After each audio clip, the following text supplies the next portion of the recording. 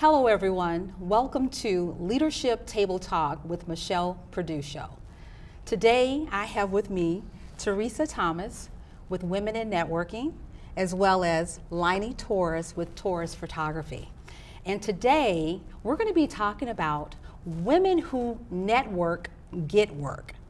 And the reason why I chose this topic is for two reasons. Number one, because I want women out there to really see the value in networking and how it can not only change their lives, but it can also change their careers. And secondly, I want to be able to offer resources and tools for women so that it can help to change their skill set, but also their mindset, so that when they are networking, they're doing it effectively. And I'm so fortunate today because I have Teresa Thomas here, who is a network expert, and she's going to share with us some tools and tips to help you become the best networking person that you can be. Hi, Teresa. How are you? Hi, Michelle. Thanks for having me. Yes, thank you for joining me. Now, I'm just going to dive right in and just put it right on the table. Let's talk about what exactly is networking. Because so often people think they know what networking is, but the reality is people don't always know what networking is. Right. Well, that's a great first question to start with, because a lot of people have a misconception that networking is only about getting a job or only about selling something. And I think that's given networking a bad rap, because when people have that as their only perception, they don't see all the ways that networking can benefit them. Including building their reputation, building their support system, gaining new ways to gain information to make you better at what you do.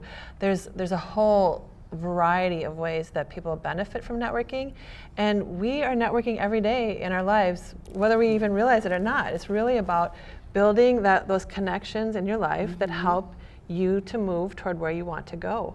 And I think that you just said something very important. You said that we network every day. And sometimes I think when we're out and about and we're trying to make connections with people, we think it has to be something big, right? We think that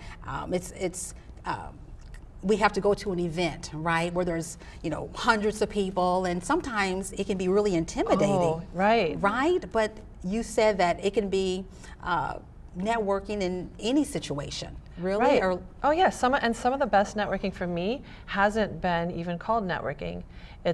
Maybe it's a professional development topic that I'm really interested in that draws other people who have that similar interest, and so we're able to come together, learn together, make more meaningful connections that are more supportive, and it more naturally comes about of how we can be helpful to each other. So networking takes a whole variety of paths. It could be a mastermind group, it could be a professional association, it could be one-on-one meetings or informational interviews. There's a whole variety of ways that networking plays out for people. Okay. Now, Lainey, I really am interested in hearing what you have to say, because you have a really interesting story. When I spoke with you earlier, you mentioned to me that you came here as a foreigner. You didn't know anyone here. You didn't have any contacts, right? Can you share with us, how has networking changed your perception of connecting with people? Yeah, it's for me, it's very interesting how you open the conversation, because I was one of those people that even had a lot actually, of prejudice against networking. I didn't know what it was, and I didn't know how it could ever benefit me. And I was introduced to networking through, or I should say forced into networking by a former boss, and when I had a 9-to-5 job. And he just connected me with Teresa. That's how I got started. But I didn't want to go. I just went kicking and screaming. I thought, the name of her business being Women in Networking. I just thought it was a kumbaya group of women. I didn't know what the heck they did. If they would, sit in a circle, sing songs and hold hands or whatever it was. I didn't want to go. But I think it was very needed, because it was so isolated. I had a job, but I didn't grow up here. I don't have family here other than my husband's immediate family. And I just needed to connect with people to see potentials for like Teresa said, all those different sides that you can have access to through networking. And then after I started networking, having photography as a hobby, it evolved into a full-time career currently. And that's basically how I built a business, other than making friendships, developing myself professionally, personally, and I have come to love networking and meeting people and making connections. So That's awesome. Yeah. Thank you for sharing your story. I Thank you. would love, if it's okay with you, to kind of walk through the steps of how I observed Lainey progress through her networking journey. I think that would be Sure. really helpful for your viewers. So, so like Lainey mentioned, when she first came into networking, she just had that idea that a lot of people have, like, oh, I don't want to just get together with a bunch of people and just, you know, feel good or just try to sell each other on our businesses. So she came in, first of all, and kind of got the lay of the land and got the feel for networking basics. Like, well, how do I introduce myself? Why am I coming to this thing anyway? What do I Right, hope the results will be? What types of people do I want to connect with? And so I don't think you joined the group to make friends, but she ended up gaining a support system and people that believed in her and were confident in her abilities. She then she developed her reputation. She got known in the group for, hey, she's somebody that we want to do business with. That developed into referrals for her photography. So, and then it led to her having a reputation that expanded beyond the group. So as far as leadership goes, when Lainey started, she was at the very beginning stage of leadership, not really knowing what she was capable of. But when other people came together and saw what she was capable of, she gained those skills in meeting people, grew her network, grew her influence. She also built her confidence. And the funny thing is, she had shared with me early on that she said, I am not a speaker. I don't ever want to speak. But I encouraged her to try speaking. So she spoke for a group and she had great results. So speaking became one of her networking strategies. And now she's a national speaker and she flies around and speaks for other groups. And so her journey has gone from the basics to developing that reputation as an expert, to gaining referrals and clients, to now getting in front of people as part of her networking strategy. And then the social media and the online reviews is another way to engage through online networking. Wow. yeah, Now just imagine if you would not have put yourself out there. I can't. I don't think there was another way. Isn't it crazy when you feel so certain of a trajectory, you can't imagine differently. I don't know how else it could have been different. So I'm very thankful for my experiences in networking, the connections I've made, the support I've received, because a lot of it sounds like, not that it sounds like, but it could be interpreted as my efforts or my merits, but it wasn't. It was the power of aligning the right support system and being recognized for natural talents. Yes, that was part of it, but being offered the space and the platform and the encouragement to step into that role and have people back me up. Right, right. But I have to say this, that yes, it's so nice to have that kind of support to help you get yourself out there. But you have to give yourself some credit. Because Yes. even though Teresa was there to help you when you had the support that you needed to really step up and show up to make the connections that you needed to grow your business, you have to give yourself credit because you allowed yourself to put yourself in that situation, right? And Yeah. it takes courage to do that. And that's one of the things that I see that are holding women back, is that they realize and they recognize the value in networking, but they don't completely complete the step necessary to make that vision a reality. Yeah. Right. Yeah, go ahead. I was just going to say, I think it was an evolution, definitely an evolution for me. In the beginning, I used to overthink it a lot, feel very uncomfortable, even though I'm an extrovert. Even though English is my second language, I consider myself to be a well-spoken person. I usually know what I mean when I'm saying it, and I get it. I don't feel misunderstood very often. I know what my message is being, but it was an evolution. Didn't start like that, and it was consistency. It was always showing up, taking workshops, learning from other people, learning from my mistakes, taking definitely mental notes when I should have, when I felt like, what's the expression, sticking my foot in my mouth. you know, when you say something so silly and you're so embarrassed, and giving myself some grace too. So, you know, for anybody that may be starting now, I hope this extends a little bit of hope to them that there's a lot that's possible, but it starts small. It starts with the community outreach, and sometimes it's a parent group, as I'm looking forward to entering soon, as I have a baby on the way. But now I look into networking for overall participation in a community setting, you know, beyond business too. Okay. Now you mentioned something that, as you were talking, you said you took small steps, start small.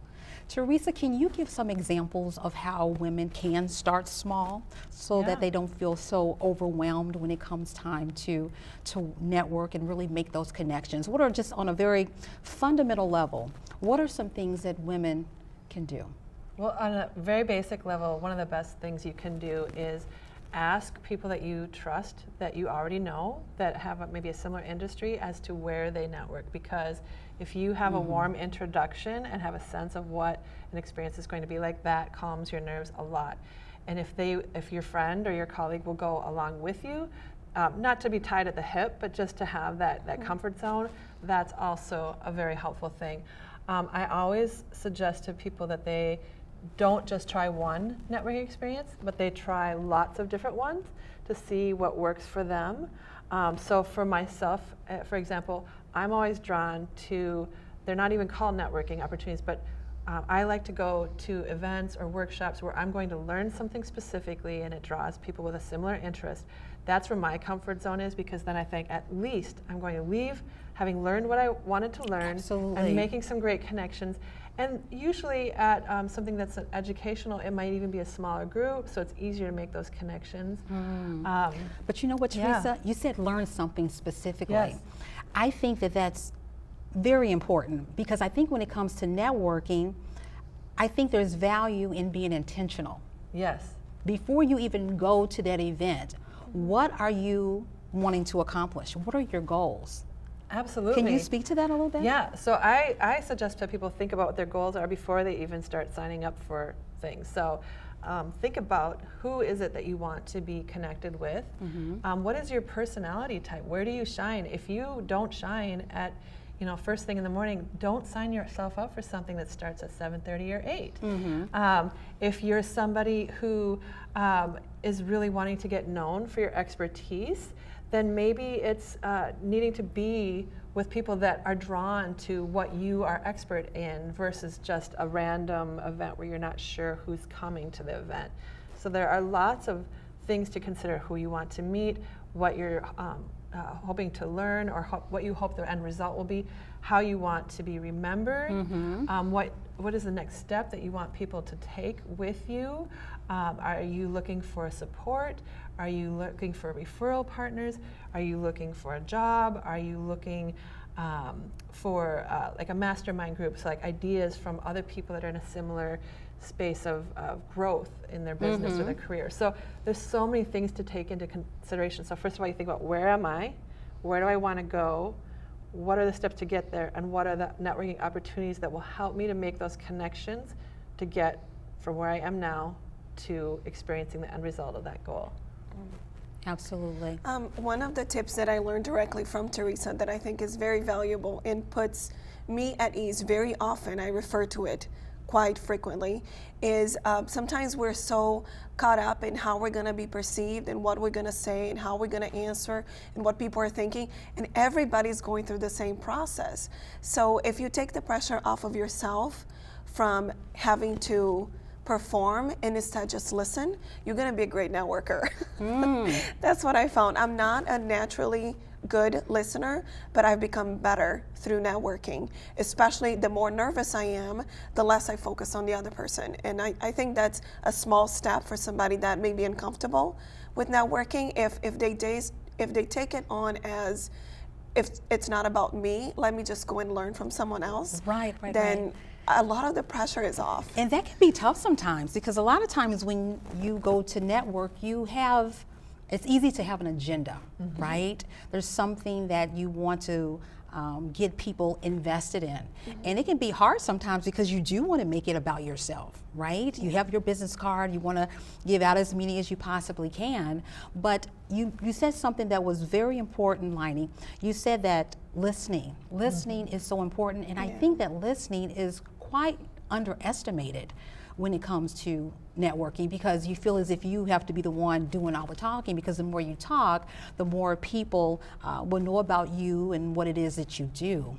But when you allow yourself to listen, I think it opens up a whole new door. It opens up new possibilities. And Teresa, Yeah. you might. I would love to speak to that a little further. So, Yes, I'm so absolutely. glad that you brought that up about being a resource, being a listener. So for so many reasons. One, it calms your nerves when you're about like focused on the other person and listening.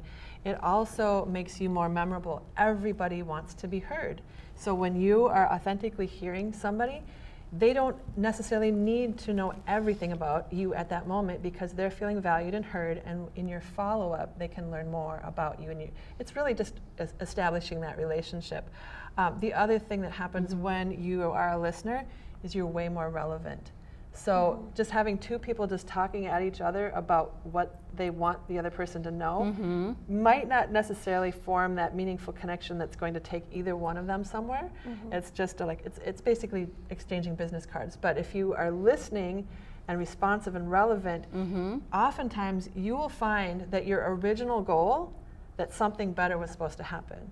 So if, for example, say we just met and I had this intention that I wanted you to know about a specific event that was coming up.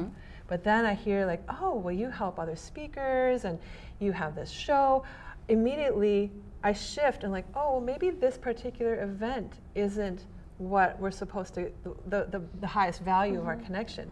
Maybe the highest value of our connection is, how can I be helpful to you with your show or with your speaking business? And that if I see that it's a way that, oh, this could really be a win-win that helps you and helps me, it takes it to a place that's a little different. So being a listener can open up things that are even better than you were expecting. Yeah, I'll add to that because I'm very extroverted. I have no problem meeting new people, carry on a conversation. And I hear from introverts all the time, because I could monopolize any conversation very easily. And introverts see that quality on them as a disadvantage, but it's not necessarily. So Teresa's story has a little bit of how she grew up so introverted, and now she is ambivert, is that how you pronounce it? And she can kind of tap into one or the other when needed. But what I like about networking with introverts is that they just sound smarter. You know, they are the quiet ones, they are the better listeners, and they can respond to what's happening to them versus what I do, which is usually just fly by the seat of my pants. So an introvert has lots of things in their back pocket when networking that are actually very advantageous in comparison to extroverts. So essentially we can learn from both. Absolutely. Introverts and extroverts. Yeah, I wish I was a little more introverted because I would come across a little smarter at times, for sure. You're funny smart. Thank you. Wow, well, thank you for sharing that. Yeah. Now, Teresa, I want to ask you, because I know that you are a leader in women in networking, and you put on a lot of events. And I've been to some of your events, which have been fantastic. What do you think are some of the barriers that women create for themselves, whether it's self-imposed or barriers that are outside of themselves, that really hinder or get in the way of them actually showing up fully to be their authentic selves when it comes to networking? Yeah, that's a really great question about barriers. Well, there are several. One is sometimes women have a hard time talking about themselves or the value they bring. So what I always encourage is to have women especially claim like what their successes are. And so there are tips that make it easier. For example, it's easier to say, oh, my clients say that I'm great, or oh, I just received this award that I'm really excited about. It's easier for us to push it on someone else saying that we're wonderful, but I think we should practice more and more what we are great at and what we're expert in. And it could be as simple as saying, oh, I came here today because this is what I do, and this is what I'm really good at, and I want to get better at it, or I want to meet people that are aligned with this, to get more confident in sharing what we're really great at. So essentially what you're saying is you're talking about ownership. Ownership. It's about yes. owning your words, owning who you are, Yes. and not putting it in someone else's hands, right? Yes, yes. It's about saying, you know, this is who I am, this is what I do and what I'm capable of, and I embrace that, I own Yes. that. So yeah, I And if it's understand. helpful to say, I came here today because that can be really helpful. In our group, for example, I think women worry about coming across as too confident, but we really do a disservice for each other when we hold ourselves back. Because when we can step into our confidence, then we make it so that it's easier for others to step into their confidence as well. So I know Lainey, a lot of women look up to her in our group because they're like, oh, we love how you're confident, you say what you're great at. We want to be more like that. And so by her stepping into her confidence, it helps the others in our group, and in myself included. So that would be one barrier, is that we hold ourselves back with our belief in ourselves. The other thing we do is we get busy and we don't follow up, you know. So we do these things, these networking opportunities to try to move us towards something, but then we don't nurture those relationships. So a lot of people are constantly chasing new relationships, Right. when really it could be So much better, easier. to Yeah. their advantage to nurture the relationships Yeah. that they have. Because it's so easy to collect business cards. Yes. I mean, it's so easy to go to networking events and everyone's handing out their cards. And if you are not strategic or intentional Yeah. about connecting with people, then really it's just a waste of time, right? Because at the end of the day, you end up with all these business cards and it goes no further than that. Yeah, so your question was about what holds people back, right? Holds women back and the barriers and things like that. So going to the next step on that, because that happened to me, right? I was the one that didn't believe in networking. When they invited to network, I didn't get it and I wouldn't participate. And then when I moved past that, what the next thing that held me back was a bad experience. If you would run into somebody that made you feel uncertain of how you came across or what your value is or what you offer, then you start shying away from participating, from stepping forward. And the way that I found to kind of get around that was through attempting again. You know, so if something bad happens, if you did have a communication interaction where you didn't feel your best, just be able to kind of step away from that and try again. You know, and usually the next one is the complete opposite.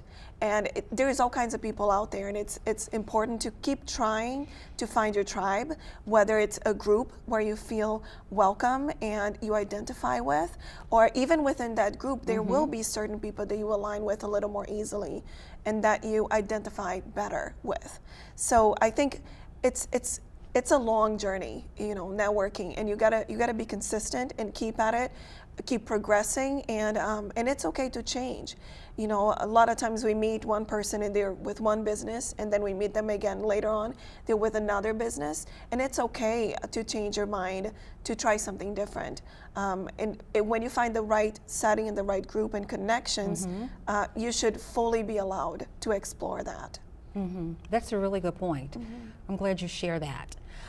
I would like to share something from this book. Oh, great. The title of this book is called Win-Win Networking, and it was written by our one and only Teresa Thomas here. And Teresa, before we end our conversation today, I want to talk about the different ways of networking. And I know that I had an opportunity to go to one of your speed networking events. Can you just talk a little bit, because I know that it's a concept that's new for some people. Can you talk a little bit about what speed networking is and how it differs from the traditional sense of networking? Sure, that's a great segue for Lainey to think, like, to try different ways of networking. So some people, myself included, like to have some direction and facilitation in their networking versus just being let go into a huge room and like, oh, great, who do I talk to? Well, speed networking is about as structured as you can get for networking. So when you show up at a speed networking event, there's several ways to do speed networking. I like to do the one-on-one style. Sometimes other places do a table, but basically you have a very limited amount of time to share what you do. The other person has a very limited time to share what they do. And then you look for where the synergy, the connections, how you can be helpful, and then you get moved to the next person. So you have very, very brief connections. You're looking for the sparks. You're looking not necessarily to connect with every person you met, but like, oh, where were the sparks? How do I follow up? How do I make this the beginning of a useful networking relationship for both of us? And so a lot of people love that high level of structure, because extroverts love it because they're like, yay, I got to meet so many people. And the introverts love it, like, thank you for helping me to end that conversation and start a new one. And everybody in between, it enjoys it as well, just because it has that structure. Right. I just want to share this in your book. You said that speed networking is a good way to get comfortable with your introductions, because you get a chance to repeat your introductions with a lot of people in a short amount of time. That's one of the benefits that I know that I personally like, because you get an opportunity to practice over and over again in a short amount of time. And it just helps you with your communication and your presentation skills, and it also helps you to connect with a lot of people. Oh yeah, and it's a great way to, if there's a new way that you want to, like something new that you're doing and you want to practice. So so I love the repetition part of it, because it gets in the muscle, right? It's in, is that how you say it? In the muscle, on the muscle? I don't know, but you know what I mean. I know what you mean. It becomes more natural to you. And now that I've had practiced several different ways of introducing myself, depending on the group and depending on the conversation, who I'm talking to, I will have this or that sentence pulled out of my back pocket to kind of carry the conversation. What's wonderful about it is just again, the repetition, and then being able, I completely lost my train of thought. That's okay. You know what? I'm going to let you come back to your train of thought. Yes. Our time is winding down. Okay. But I'm just going to give you just a few seconds just to say something important and relevant to the woman that's watching, who's afraid of networking. She sees the value in it, but she just doesn't have the courage to actually get out there and do what she needs to do to advance her career and her relationship. So Teresa, can you give one really important tip that you think that women really need to know? And not that men couldn't benefit from networking, because we know that men benefit, right? But I'm talking specifically about women in this case. Well, I would first of all say that any woman watching this that is nervous about networking, know that you are not alone. Of all the presentations, of all the events I've facilitated, even the most outgoing and extroverted people get nervous about some aspect of networking as well. But the main tip I would share is that networking is not one size fits all. So like Lainey said, if you've had a bad experience, give it another shot. Try a different way of networking. Find ways that are aligned with your personality, your goals, the types of people you want to meet, the types of experiences you want to have, and find what works for you.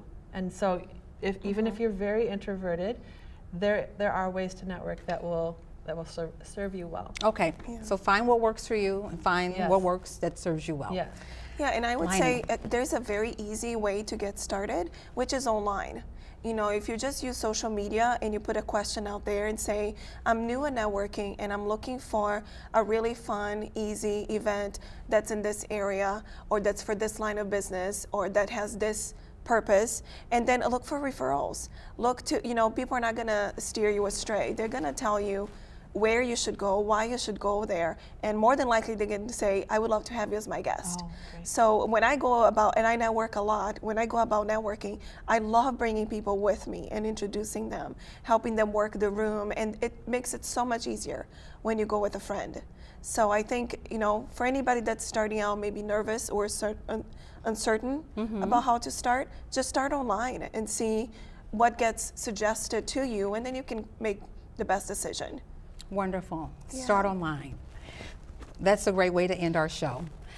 Thank you, everyone, for joining us today. And I want to thank my guests here, Teresa Thomas with Women in Networking and Lainey Torres with Torres Photography. Thank you so much today. And I'm sure that our viewers out here are appreciative of you as well, because you were able to give a lot of great information to help those who want to improve their networking skills to really soar and make those connections that's needed to change the course of their careers. If you would like to learn more information about our next show, or if you know of any guests who you think you would like to see on the show, feel free to reach out to me through my website at www.speaktoadvance.com. Thank you, and I'll see you next time.